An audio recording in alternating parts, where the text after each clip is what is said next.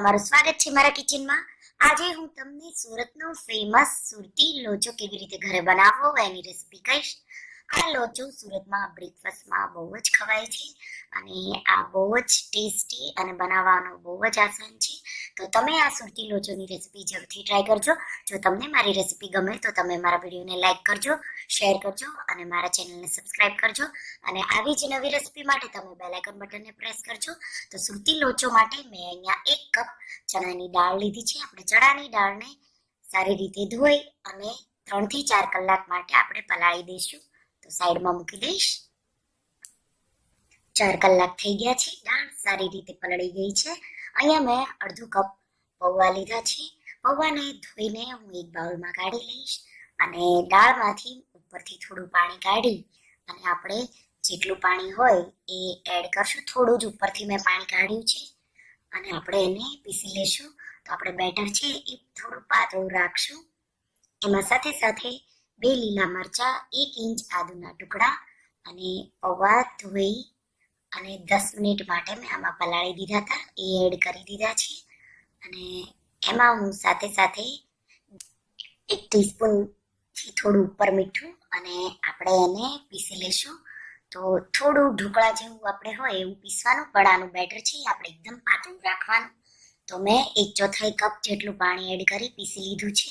હવે હું એમાં 2 ટેબલસ્પૂન દહીં એડ કરી દઈશ અને મિક્સ કરી આપણે આ બેટરને એક બાઉલમાં કાઢી લેશું અને આપણે એને ફર્મેન્ટેશન માટે 4 થી 5 કલાક માટે સાઈડમાં મૂકી દઈશું।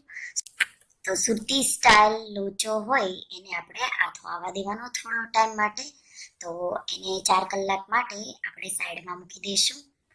4 કલાક થઈ જાય એટલે આપણે જે તમારે પ્લેટમાં લોચો બનાવવાનો હોય તો આવી રીતે ડીપ પ્લેટ લેવાની, એને સારી રીતે તેલથી ગ્રીસ કરી દેવાની અને મેં અહીંયા મોટું એક વાસણ લીધું છે, એમાં મેં 2.5 કપ જેટલું પાણી લઈ એક સ્ટેન્ડ મૂકી દીધું છે અને લોચાનું જે બેટર છે એ હવે ફર્મેન્ટ થઈ ગયું છે, આપણે ચેક કરી લેશું। તો સમર હોય તો 2 થી 3 કલાક અને વિન્ટર હોય તો 4 થી 5 કલાક તમારે બેટરને ફર્મેન્ટ થવા દેવાનું। હવે એમાં હું 1 ચપટી જેટલી જ હળદર એડ કરી દઈશ। તમારે જો લોચામાં હિંગ એડ કરવી હોય આ ટાઈમે તો તમે કરી શકો છો, એ ઓપ્શનલ છે। બેટરને આપણે સારી રીતે મિક્સ કરી દઈશું અને બેટર છે એ આપણું અત્યારે જાડું છે, આપણે એને પાતળું કરશું। એ પહેલાં હું એમાં મીઠું એડ કરી દઈશ। તો મેં મીઠું પહેલાં થોડું એડ કર્યું હતું, થોડું ઓછું છે એટલે આપણે 1/4 ટીસ્પૂન જેટલું મીઠું એડ કરી દેવાનું। સારી રીતે મેં મિક્સ કરી દીધું છે અને લોચો આપણો એકદમ જાળીદાર અને પરફેક્ટ બને એના માટે આપણે 1 ચપટી જેટલો બેકિંગ સોડા, જે ખાવાનો સોડા, જે બેકિંગ સોડા આવે 2 એક જ હોય એ તમારે એડ કરી દેવાનું। સારી રીતે મિક્સ કરી દેવાનું। બેકિંગ સોડા સાથે બહુ સારી રીતે મિક્સ થઈ ગયું છે બેટર। હવે આપણે 4 થી 5 ટેબલસ્પૂન પાણી એડ કરી બેટરને પાતળું કરી દઈશું। તો ઢોકળાના બેટર કરતાં લોચાનું બેટર હોય એ થોડું વધારે પાતળું હોય છે। તમે આમાં 1/4 કપ જેટલું પાણી એડ કરી બેટરને પાતળું કરી શકો છો। તો બેટર હવે આપણું તૈયાર છે। જે ગ્રીસ કરેલી પ્લેટ છે એમાં આપણે લોચાના બેટરને નાખી દઈશું આ રીતે અને આપણે પ્લેટને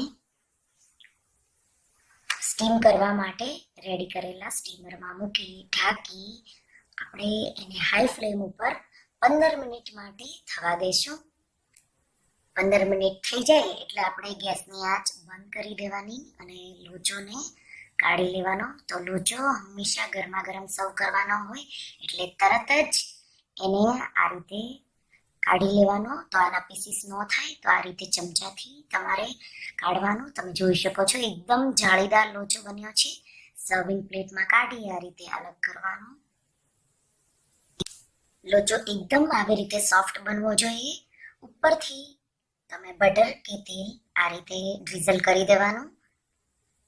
બારીક કાપેલી ડુંગળી, તમે ડુંગળી ન ખાતા હોય તો સ્કીપ કરવાની, પણ લોચોમાં ડુંગળી મસ્ટ હોય।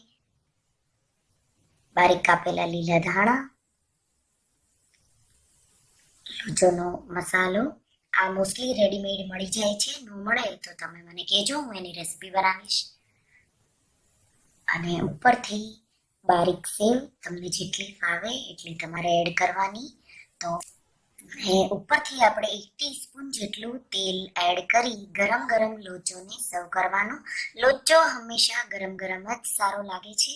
તો તમે આ ટેસ્ટી સુરતી સ્ટાઇલ લોચોની રેસીપી જરૂરથી ટ્રાય કરજો અને મને કમેન્ટમાં કહેજો કે તમને મારી